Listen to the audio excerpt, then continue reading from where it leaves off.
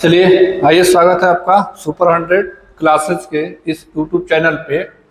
1000 लगातार साइंस के प्रश्न का कलेक्शन है।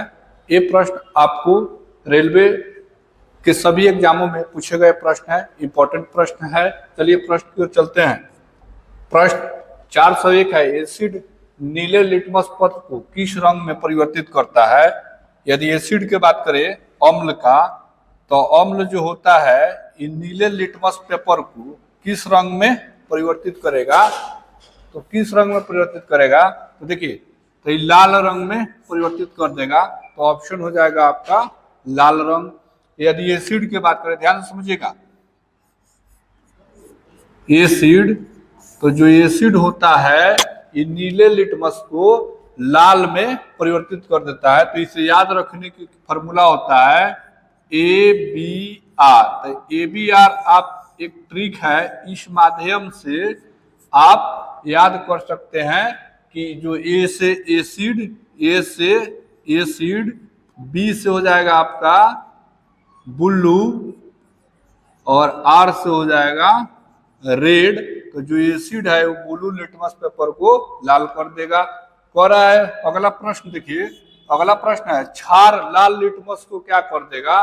तो लाल लिटमस को नीला कर देगा। तो आपका आंसर क्या हो जाएगा? नीला हो जाएगा। इसको याद रखने के लिए आप BRB याद कर सकते हैं। B से बेस यानी क्षार, बेस, R से हो जाएगा रेड और B से हो जाएगा आपका ब्लू। ठीक, तो जो बेस है लाल लिटमस पेपर को क्या कर देगा? तो ब्लू यानी नीला कर देगा। चलिए अगला प्रश्न है, मानव शरीर के भीतर खून निम्न में से किसकी उपस्थिति के कारण बनता है? किसकी उपस्थिति के कारण नहीं जमता है? तो किसकी उपस्थिति के कारण नहीं जमेगा? तो कहिएगा हिपेरिन के कारण। ठीक है, तो हिपेरिन एक पिगमेंट है,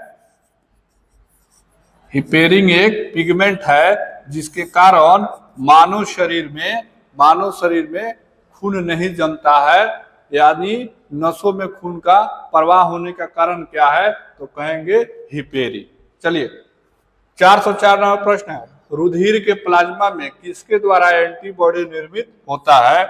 यदि हम प्लाज्मा की बात करें तो मानव ब्लड में प्लाज्मा जो होता है, प्लाज्मा ये 55% होता है।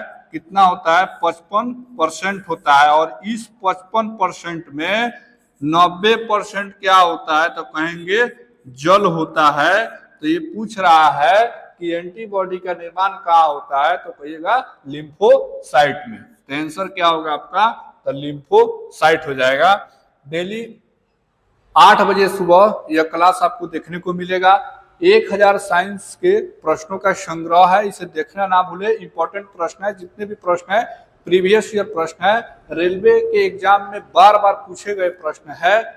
चलिए अगला प्रश्न है, कार्बन डेटिंग विधि किसकी आयु निर्धारण करने के लिए अपनाई जाती है? यानी कार्बन डेटिंग विधि का प्रयोग हम क्यों करेंगे? तो कहेंगे जीवाश्म की आयु ज्ञात करने के लिए कार्बन डेटिंग विधि का प्रयोग किया जाता है। तो आंसर क्या हो जाएगा? तो आंसर हो जाएगा आपका जीवाश्म।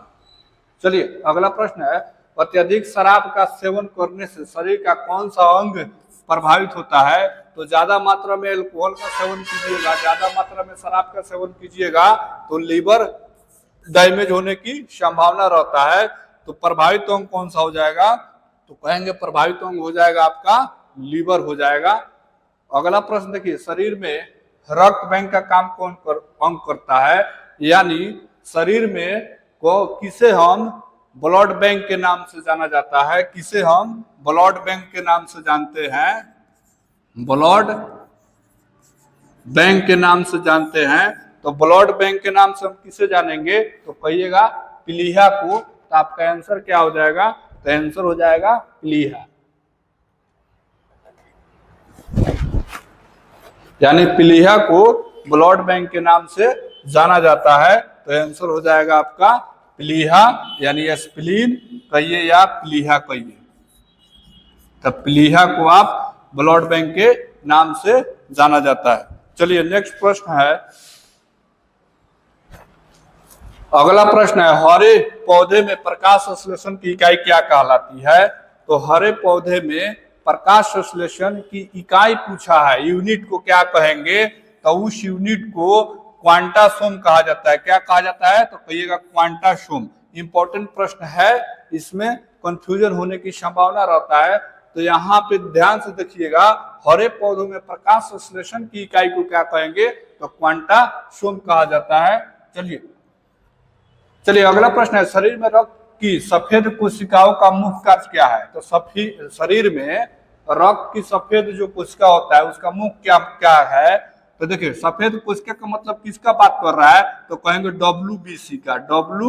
WBC का यानी व्हाइट ब्लड कॉर्पस का बात कर रहा है। श्वेत रक्त कणिका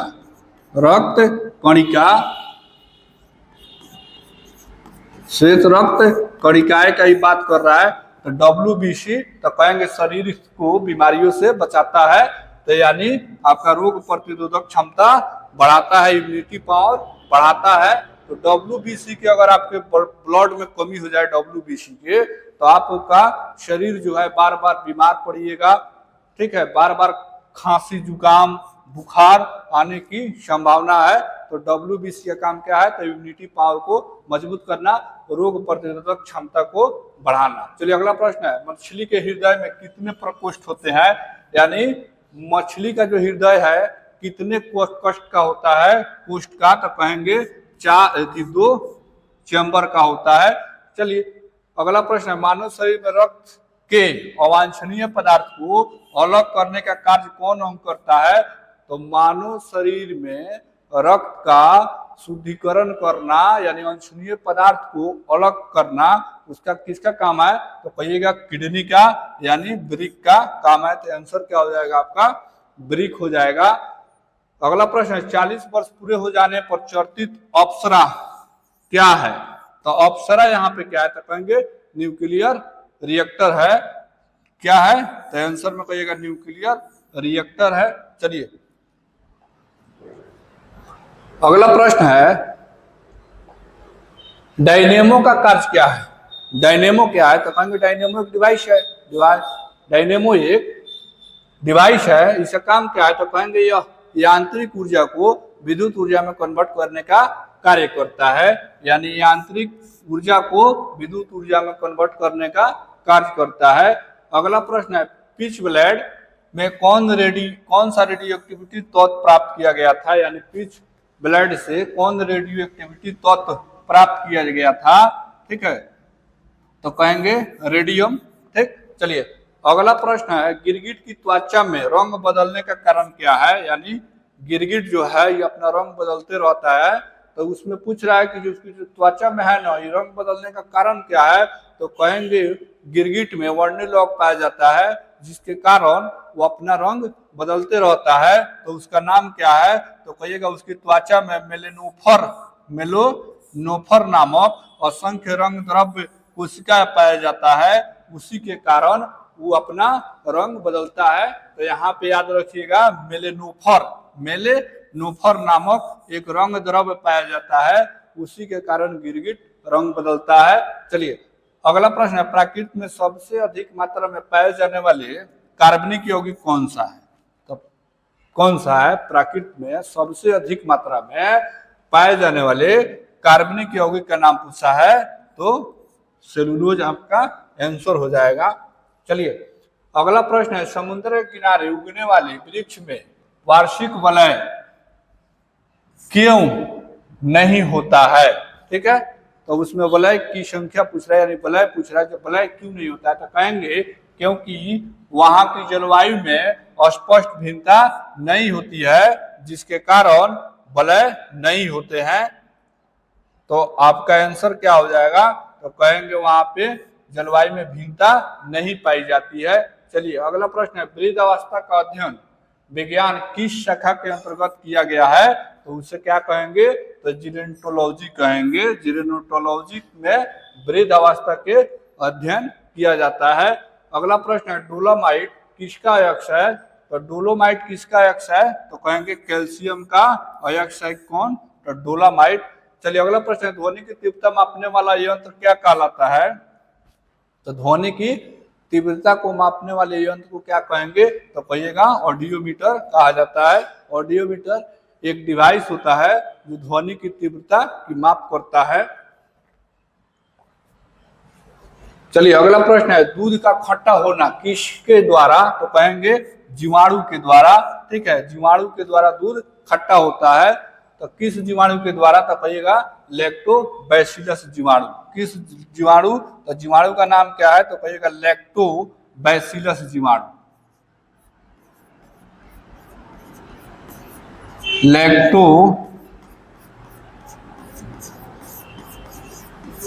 लैक्टोबैसिलस जीवाणु का नाम है जिसके कारण दूध खट्टा होगा। अगला प्रश्न है, श्वेत प्रकाश के वर्ण क्रम में प्रिज्म द्वारा सर्वाधिक विचलन किसका होता है?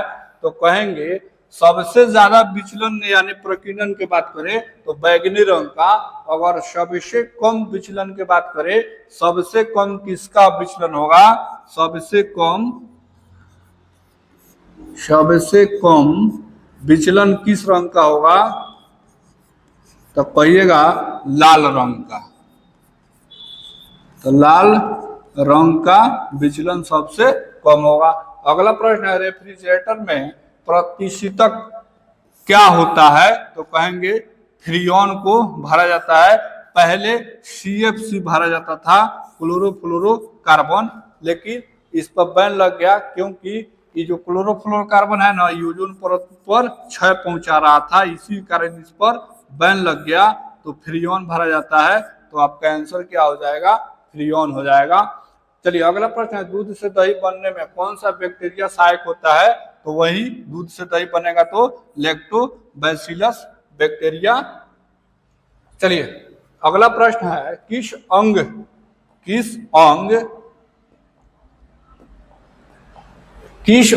के कार्य न करने पर डायलिसिस किया जाता है?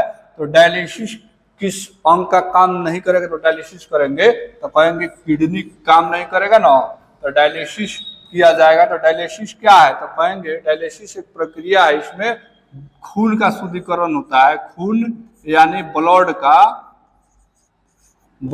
का शुद्धिकरण किया जाता है।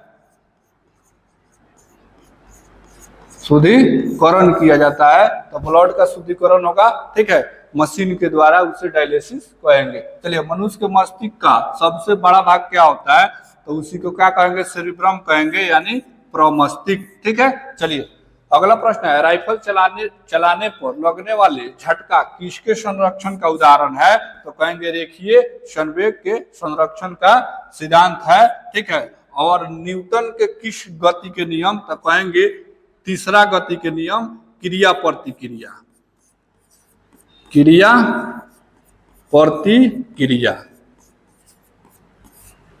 चलिए अगला क्वेश्चन है, प्रयोगशाला में सर्वप्रथम जीन का संश्लेषण कौन वैज्ञानिक किए थे? तो जीन का संश्लेषण कौन किए थे? तो आंसर हो जाएगा आपका हरगोविंद खुराना। लेकिन जीन के बारे में सर्वप्रथम किसने बताया? जीन शब्द किसने दिया?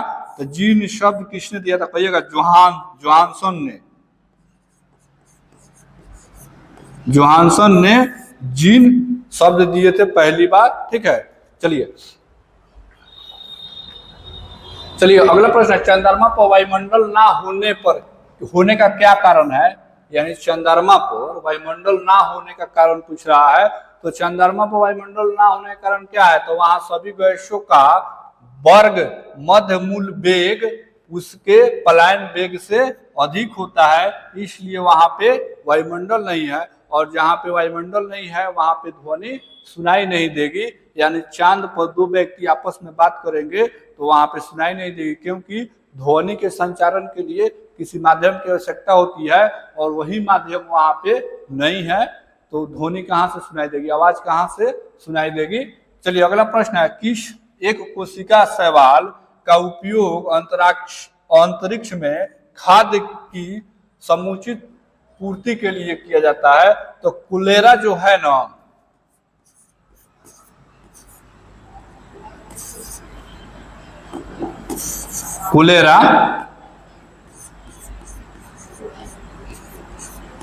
कुलेरा एक शैवाल का प्रकार है। ठीक है, जिसमें सबसे अधिक मात्रा में प्रोटीन रहता है, तो फूड के रूप में अंतरिक्ष यात्री इसका प्रयोग करते हैं। तो किसका? तो कोलेरा सवाल का फूड के रूप में अंतरिक्ष यात्री प्रयोग करते हैं। इस सबसे ज्यादा इसमें प्रोटीन मिलता है। इसीलिए देखिए, प्राकृतिक रबड़ किसका बहुलक है? तो प्राकृतिक रबड़ आइसोप्रीन का बहुलक है। तो आंसर क्या हो जाएगा आपका? आइसोप्रीन हो जाएगा। चलिए, इस सेशन को ज्यादा से ज्यादा शेयर कीजिए ताकि आपके दोस्त या आपके करीबी भी इस सेशन का फायदा उठा सके। इस सेशन का लक्ष्य है कि कम समय में ज्यादा क्वेश्चन रिवीजन कर पाना। चलिए अगला प्रश्न है, द्रव्य की चौथी अवस्था क्या कहलाती है? तो द्रव्य की चौथी अवस्था को हम क्या कहेंगे? प्लाज्मा कहेंगे। अगर पदार्थ की, यानी द्रव्य के मतलब पदार्थ, ठीक है, तो पदार्थ की चौथी अवस्था प्लाज्मा। अगर पदार्थ की तीन अवस्था की बात करें तो कौन कौन तीन है? तो पदार्थ की तीन अवस्था,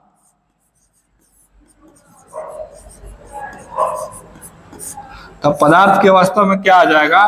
तो कहेंगे ठोस, उसके बाद द्रव्य और उसके बाद गैस। तो ठोस, द्रव्य, गैस। चौथी अवस्था कौन है? तो कहेंगे चौथी अवस्था में आ जाएगा आपका प्लाज्मा और पांचवी अवस्था में बोन्स आइंस्टाइन। चलिए तो अगला प्रश्न है, प्रत्यावर्ती धारा की माप किस यंत्र से की जाती है? तो प्रत्यावर्ती धारा की माप हम क्या करेंगे? तो कहेंगे अमीटर के द्वारा प्रत्यावर्ती धारा की माप की जाती है। चलिए अगला प्रश्न है, प्रकाश तरंग के किस गुण से उसके अनुप्रस्थ तरंग होने का प्रमाण मिला है? तो कहेंगे ध्रुवंश, यानी प्रकाश को हम ध्रुवित यानी पोलराइजेशन कर सकते हैं, ठीक है, इसीलिए उसको मिला है कि जब प्रकाश तरंग क्या है? अनुप्रस्थ तरंग होता है। चलिए अगला क्वेश्चन कह रहा है कि जो एक वृत्ताकार वलय का गुरुत्वीय केंद्र कहाँ होता है? तो कहाँ होगा? तो उसके सेंटर में होगा, यानी केंद्र में होगा। जैसे मान लीजिए वृत्ताकार वलय है तो इसका केंद्र कहाँ होगा? तो कहेंगे इसके सेंटर में होगा। तो वलय वृत्त के केंद्र पर होता है, यानी ई जो है इसका सेंटर पॉइंट है, ठीक है, तो यही हो गया आपका। चलिए अगला प्रश्न है, मानव रक्त का पीएच मान कितना होता है? तो मानव रक्त का पीएच मान कितना होगा? तो 7.4 होता है। 21 प्रवृत्ति के होता है। पूछता है कि मानव का रक्त किस प्रवृत्ति के होगा? तो कहिएगा क्षारीय होता है, ठीक है। चलिए अगला प्रश्न है, खनिज संरचना की दृष्टि से हीरा क्या है? तो हीरा क्या है खनिज की दृष्टि से देखे तो कहेंगे हीरा कार्बन है, कार्बन के अपरूप होता है। चलिए अगला प्रश्न है, ग्रह गति का सिद्धांत किसने प्रतिपादित किया? तो ग्रह की गति के नियम कौन दिए थे? तो केपलर दिए थे। तो आंसर क्या हो जाएगा आपका? आंसर हो जाएगा केपलर। चलिए अगला प्रश्न है, हाइड्रोजन बम किस सिद्धांत पर आधारित है? तो नाभिकीय संलयन के सिद्धांत पर आधारित होता है हाइड्रोजन बम। अगला प्रश्न है, प्रोटॉन की खोज तो रदरफोर्ड किए थे। प्रोटॉन की खोज कौन सा पदार्थ पृथ्वी पर तीनों अवस्था में पाया जाता है? तो पानी जो है ना, ये तीनों अवस्था में पाया जाएगा। अगर पानी की बात करें, पानी तो देखिए ठोस अवस्था में भी होगा, ठीक है, उसके बाद द्रव अवस्था में भी होगा और उसके बाद गैस अवस्था में भी होगा। यदि पानी को फ्रीजिंग कर दिया जाए तो ठोस अवस्था में आ जाएगा, ठीक है। अगर इसको बॉइलिंग कर दिया जाए, ठीक है, बॉइलिंग, तो ये वेपोरेशन होकर गैस अवस्था में आ जाएगा। अगर नेचुरल की बात करें, समान टेम्परेचर पर पानी तो लिक्विड अवस्था में यानी द्रव अवस्था में रहता ही है। तो पानी जो है ठोस, द्रव और गैस तीनों अवस्था में रह सकता है। चलिए अगला प्रश्न कर रहा है, हीरे के संबंध में कैरेट क्या होता है? तो कैरेट क्या होता है? तो कहेंगे हीरे के भार का मात्रक होता है कैरेट। जिसे सुने होंगे कैरेट, जो 18 कैरेट का सोना, 18 कैरेट के सोना, उसके बाद 20 कैरेट, 22 कैरेट के और 24 कैरेट के। तो 24 कैरेट के सोना जो होता है क्या है? तो कहेंगे ये पूरा शुद्ध सोना है, शुद्ध सोना होता है 24 कैरेट के, ठीक। तो 24 कैरेट के शुद्ध होता है। चलिए पूछ रहा है, गैल्वेनीकृत लोहे पर किसका लेप लगाता है? यानी गैल्वेनाइजेशन प्रक्रिया में किसका लेप लगाया जाएगा, तो आंसर हो जाएगा आपका जिंक का लेप लगाया जाता है। गैल्वेनाइजेशन क्या है, तो कहिएगा गैल्वेनाइजेशन एक ऐसी प्रक्रिया है जिसमें लोहे पर जंग लगने से बचाया जा सकता है। चलिए वही प्रश्न भी है। अगला प्रश्न देखिए, भारत में 28 फरवरी को विज्ञान दिवस किस उपलक्ष्य में मनाया जाता है, तो कहेंगे डॉक्टर सीवी रमन थे, भारतीय साइंटिस्ट थे डॉक्टर सीवी रमन। तो डॉक्टर सीवी रमन द्वारा रमन प्रभाव की खोज करने के दिन के उपलक्ष्य में आपको क्या मनाया जाता है, विज्ञान दिवस 28 फरवरी को मनाया जाता है। तो याद रखिएगा जो डॉक्टर सीवी रमन थे जिन्होंने रमन प्रभाव की खोज किए थे, तो उसी के उपलक्ष्य में 28 फरवरी को विज्ञान दिवस के रूप में मनाया जाता है।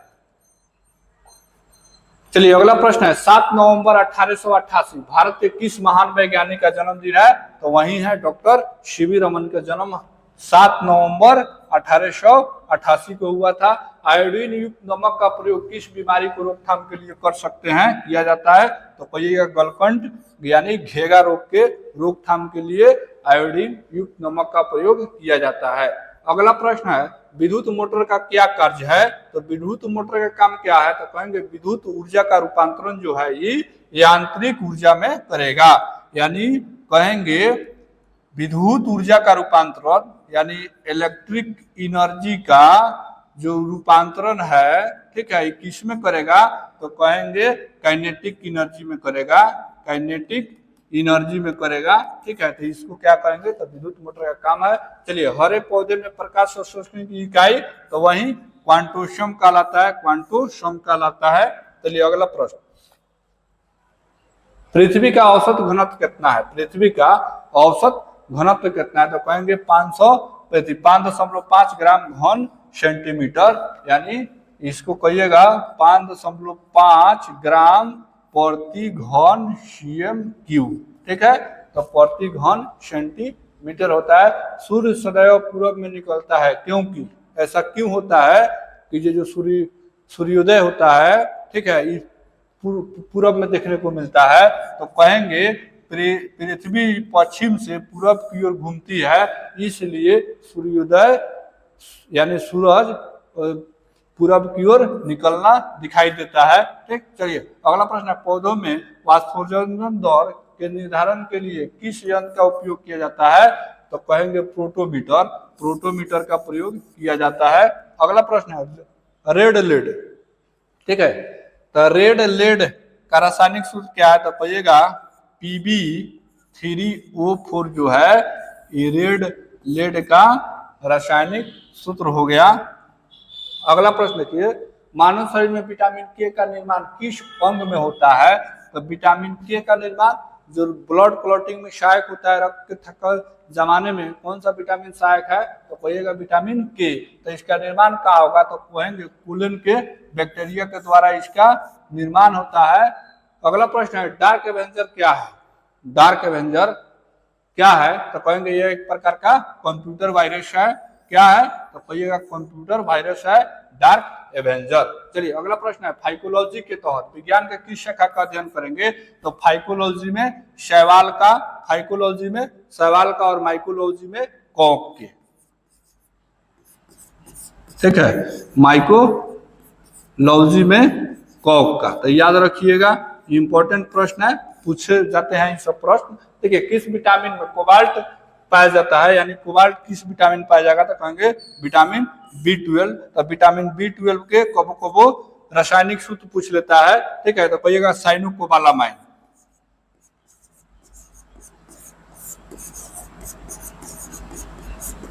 साइनोकोबालामीन, ठीक है, तो साइनोकोबालामीन किसका रासायनिक नाम है, तो कहिएगा विटामिन B12 के। तो विटामिन B12 में क्या पाया जाएगा, तो कहिएगा कोबाल्ट पाया जाता है। चलिए मेनिंजाइटिस नामक रोग शरीर के कौन अंग प्रभावित होगा, तो मस्तिष्क होता है। ठीक है, मेनिंजाइटिस में क्या होगा, तो मस्तिष्क प्रभावित होता है, तो ऑप्शन हो जाएगा आपका आंसर हो जाएगा मस्तिष्क। अगला प्रश्न है, मानव शरीर में रक्त का